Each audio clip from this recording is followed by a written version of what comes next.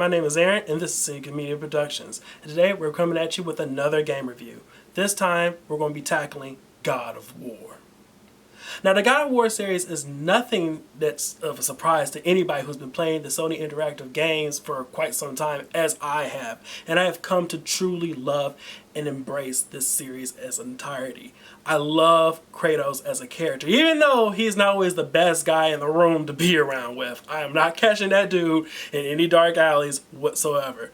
But my God, is his story epic.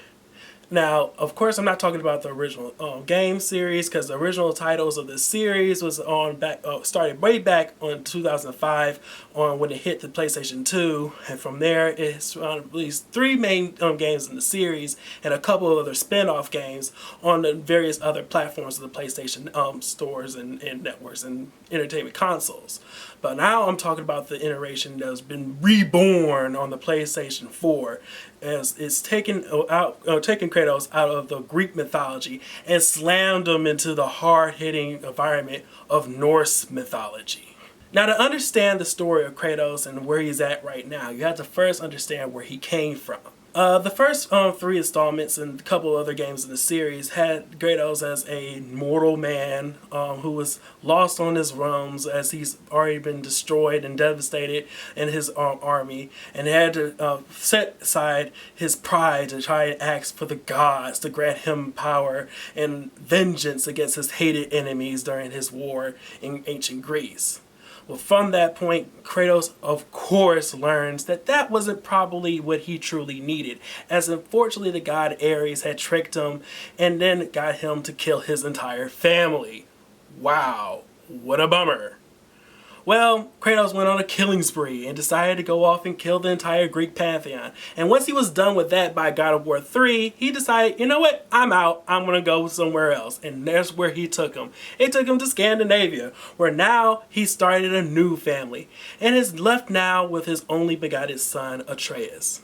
In this new installment, many of the themes that revolve around this particular game has to deal with redemption, identity, grief, and of course the ties that bonds families together, as Kratos has to learn of what it means to be a father to a young boy now in his shoes, and hopefully to help him grow up to be the man that he can eventually be better than him.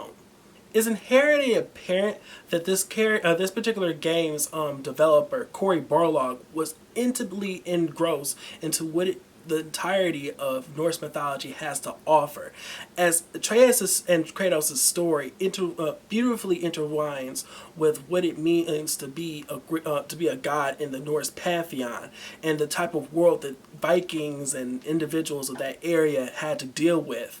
You have beautiful symmetry between what Kratos went through with Greek gods such as Zeus and Athena and Hades, and then thrusted with individuals like Odin, Thor, and Balder. We don't really know exactly where everything is going to necessarily take him, but it is apparent at this moment that this game's epicness is unreal. But of course, much of this story is told intimately within the character descriptions and interactions that each individual has with one another, and a beautiful environment that's been greatly detailed, and the items that you pick up along the journey.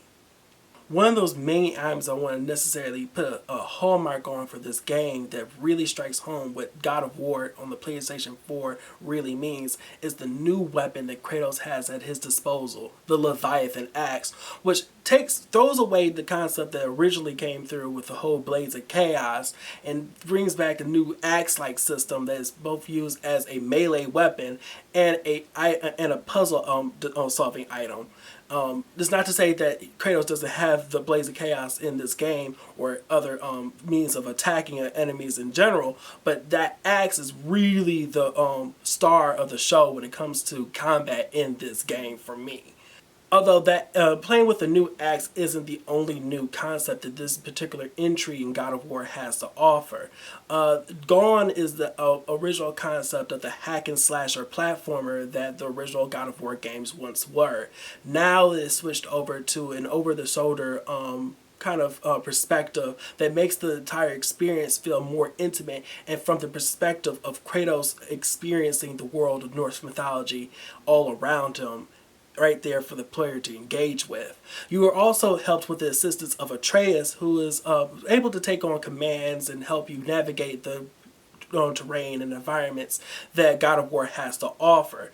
And not to mention that the world is completely opened up, as now it feels more open world, like helping players to go expand not over the many different realms and lands that the Scandinavia has to offer, but also be able to float on the sea and travel between realms thanks to the Bifrost.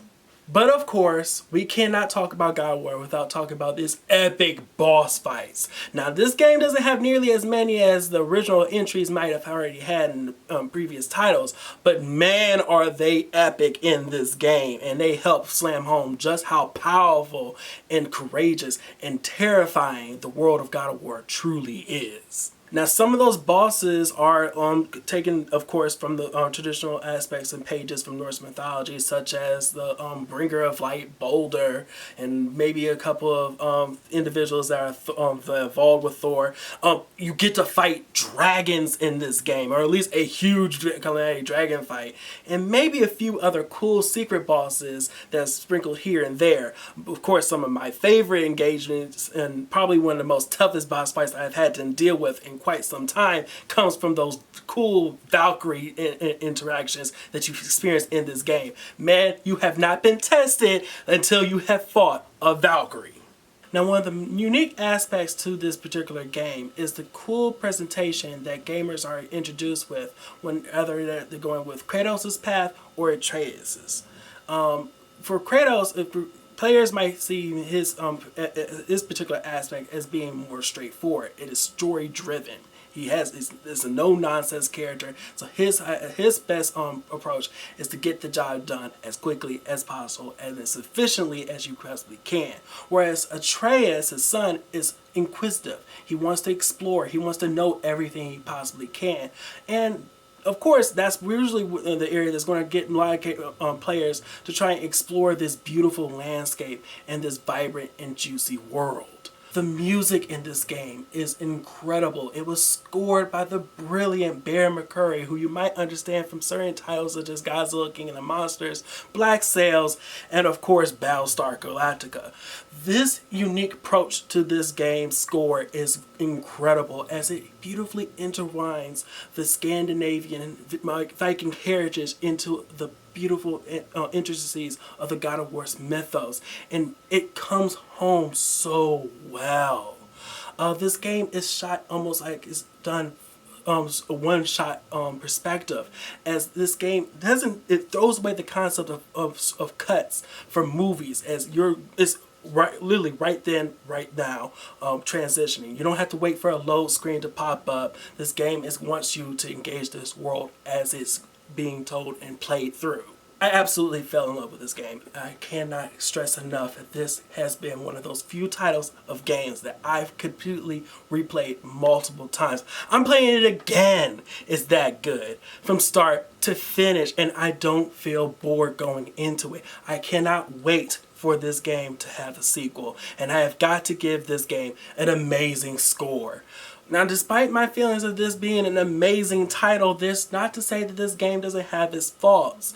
I do have to say I miss the concept of having Kratos be able to jump somewhere, and it's not nearly as much as the plethora of different weapons that I want necessarily in the series as well. There's a few things here and there that I feel as though they probably could have added in to give this experience a little bit more of a grander exposure. Also, not all the realms are accessible to you, so you can't get the full scape of where and when this or at least where this story is going to take you, as far as the expanded parts of the Norse mythology. There's some things I really want to experience, and I couldn't experience it at that point. But I know that if these developers are doing their job, we're going to get to immerse myself further into it later on in the titles. Of course, that's what's going to bring this game up to an epic scale for me. But right now, I'm cool. I'm satisfied with this amazing part in this first entry. Guys, This game is amazing. Please pick it up if you haven't already. Play it again with me. It's incredible. Again, my name is Aaron. If you like this video, please like, share, and subscribe. Hit that bell down there for notifications. And I'm here for you guys. Comment below. Let's engage. Let's talk about how amazing this game is and what other titles are going to be amazing down the road. But that's all I got for you guys right now. See you later.